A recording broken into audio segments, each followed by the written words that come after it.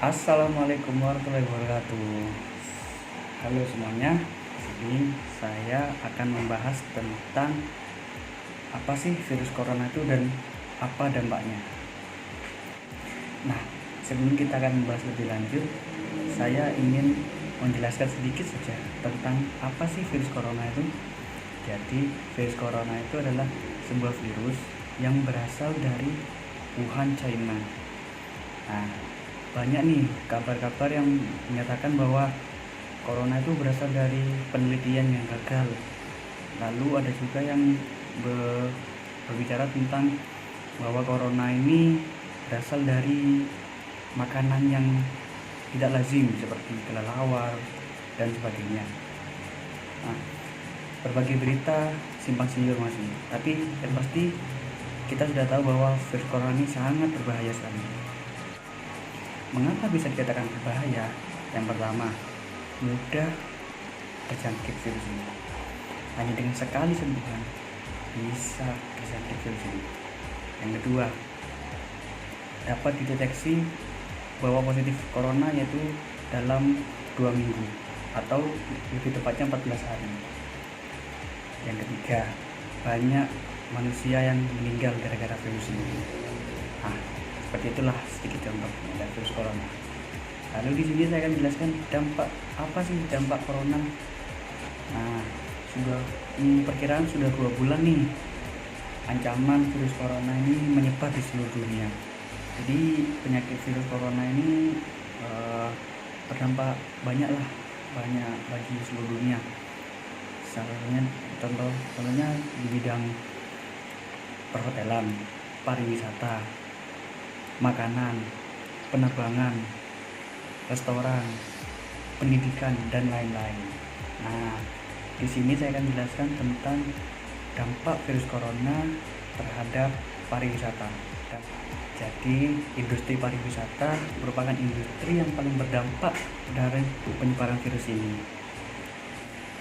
Lalu, Perhimpunan Hotel dan Restoran Indonesia atau yang disingkat PHRI mengatakan dampak virus corona dirasakan oleh pengusaha hotel, restoran, dan maskapai penerbangan yang memiliki pangsa dan nilai investasi yang masif. Dinamika ini dikatakan sebagai force majeure atau kondisi tidak dapat dihindarkan. Jadi virus corona ini tidak dapat kita hindarkan, tapi bisa kita kurangi dengan social distancing atau di rumah saja begitu. Lalu anjloknya okupansi hotel hingga 40% membawa dampak cukup besar bagi lingkungan kelangsungan bisnis hotel. Pasalnya hotel memiliki karyawan dan juga properti dalam jumlah yang besar. Beberapa hotel di Batam dan di Bali contohnya meminta karyawannya untuk cuti sementara gara-gara virus ini. Lalu dari World Travel Tourism Council atau WTTC menyebut bahwa pandemi global dapat memangkas hingga 50 juta pekerjaan di seluruh dunia dalam jumlah industri dan perjalanan pariwisata. 50 juta pekerjaan itu sangat banyak sekali. Jadi WTTC ini memprediksi Asia terkena dampak terburuk dengan kisaran mencapai 30% yang terpaksa berhenti. 20%-nya di benua lain. Mungkin begitu. Nah, seperti yang kita tahu bahwa Bali itu adalah kota destinasi para orang asing untuk berlibur. Jadi bagaimana ya? Di Bali itu hotel dan pariwisatanya itu sekarang sudah ditutup. Jadi gara-gara virus ini hotel di Bali dan para pekerja di Bali juga itu diliburkan sementara.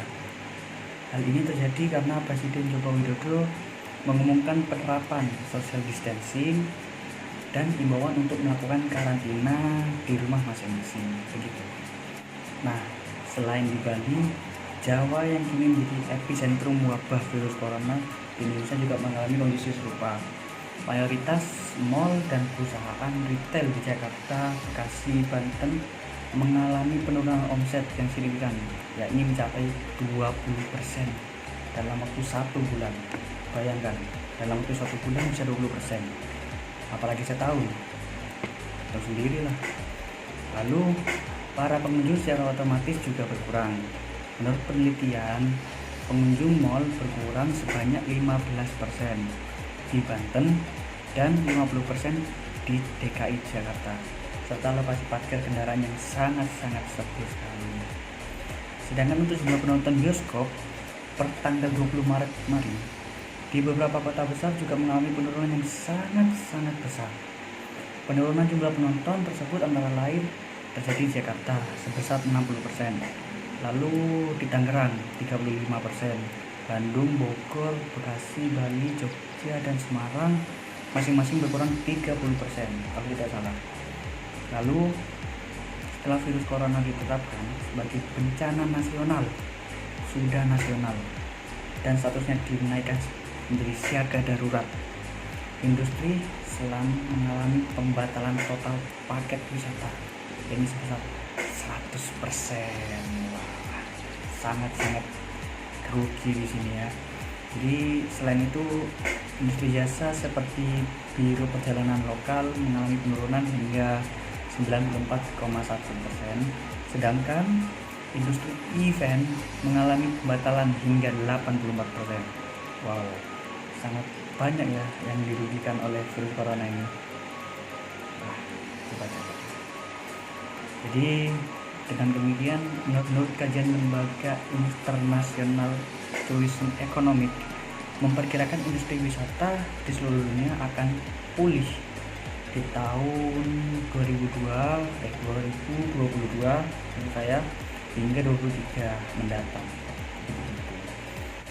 Dan juga belum lama ini ada hashtag when we travel again.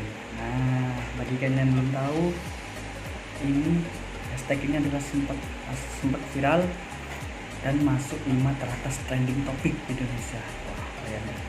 Jadi statistiknya seperti ini. Seperti itu. Oh ya, ada hal yang harus saya sampaikan nih. Jadi di Bali itu tidak semua hotel, tidak semua pariwisata tutup. Jadi ada pun hotel yang masih buka, tapi dengan menerapkan sistem seperti ini.